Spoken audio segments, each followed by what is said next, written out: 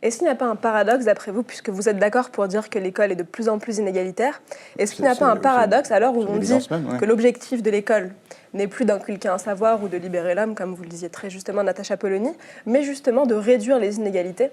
Depuis à peu près 40 ans, on nous dit que l'objectif de l'école, c'est réduire les inégalités. Il y a un paradoxe parce que depuis qu'on est sorti comme objectif primordial le fait de libérer les hommes par la culture et l'esprit critique, les inégalités augmentent. Depuis justement qu'on a dit que l'école avait cet objectif. Vous ne trouvez pas ça paradoxal ?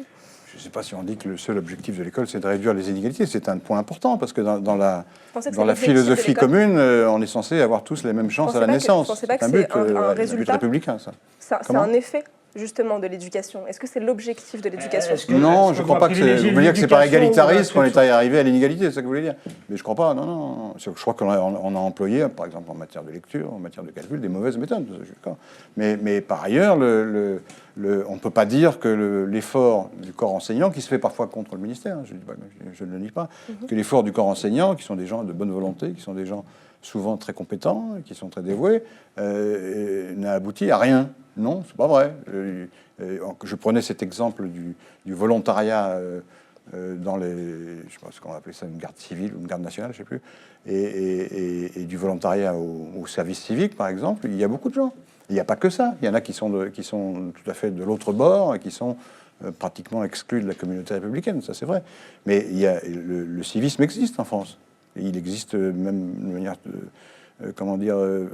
surprenante, frappante, quoi.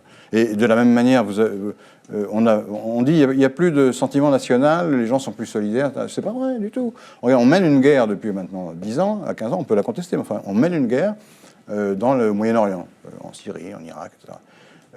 Il y a très peu de gens qui contestent cet effort, qui tue des gens, qui en envoient des gens qui se font tuer. Et alors, ce sont des volontaires, d'accord, mais enfin quand même. Et personne n'a mis en cause l'action de la France au Mali, où pratiquement personne, sauf une fraction d'extrême gauche, une fraction d'extrême droite. La masse de la population est civique sur ce plan. Elle dit, bon, nous sommes dans un conflit armé avec des gens, on ne va pas commencer à tirer dans le dos du gouvernement. Donc c'est une preuve de civisme. Et il y a plein d'exemples. Il y a plein d'exemples qu'on ne met jamais en exergue. Mauvais exemple. Pour le coup, la question de débattre de l'opportunité d'une intervention en extérieur n'est pas un manque de civisme. Et je préférerais que les Français s'intéressent un tout petit peu plus à la politique extérieure de la France telle qu'elle est menée depuis plusieurs années. Que les gens n'ont pas peur. Ils n'ont pas... si la société est aussi désagrégée que vous dites, tous ces gens-là diraient, mais non, qu'est-ce qu'on va faire dans ces contrées lointaines qui ne nous concernent pas, etc. Les gens ont compris qu'il y avait un lien entre... La société peut être la société est beaucoup mieux... Et ça se traduit parfois par une indifférence totale à ces questions, par exemple.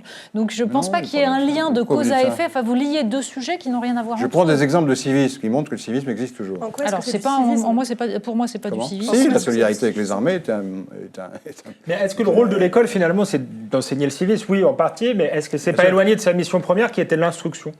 Je l'ai dit tout à l'heure, l'école telle qu'elle a été pensée par les fondateurs de l'école républicaine et lointainement par Condorcet, c'est d'offrir à l'ensemble des citoyens cette éducation libérale qui était sous l'Ancien Régime, réservée aux gens les plus favorisés. Ce qu'on appelle éducation libérale, c'est une éducation qui libère par le savoir. C'est l'idée que le savoir est un cheminement qui modifie l'être humain et qui le rend un peu plus humain, ou en tout cas qui développe l'humanité en lui. C'est cela l'idée. Donc c'est pour ça que des tas de professeurs se sont battus contre cette idée, par exemple, qui était un pur symbole, de cette phrase dans la loi de 89 sur l'enfant qui est au centre du système.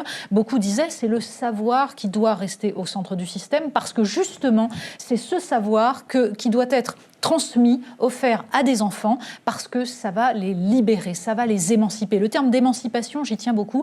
Il y a aujourd'hui un antagonisme entre émancipation et aliénation qui est fondamental. C'est tout le combat de nos sociétés. Nous sommes dans des sociétés qui aliènent de plus en plus, l'air de rien, comme ça, justement en abandonnant petit à petit des conceptions qui étaient celles qui permettaient à chaque être humain d'être souverain, de faire ses choix dans la société et donc de jouer leur rôle de citoyen. Et le rôle de l'école, c'est cela, c'est d'émanciper. Donc, le règlement des inégalités, c'est ce qu'on appelle un bénéfice secondaire. C'est-à-dire que si réellement on a transmis à tous des savoirs considérés comme universels, qu'on leur a permis de ne plus dépendre d'autrui pour leur jugement, ce qui est la définition de l'instruction chez Condorcet, alors petit à petit, on rétablit cette inégalité de naissance qui existe de fait et qui malheureusement doit être combattue.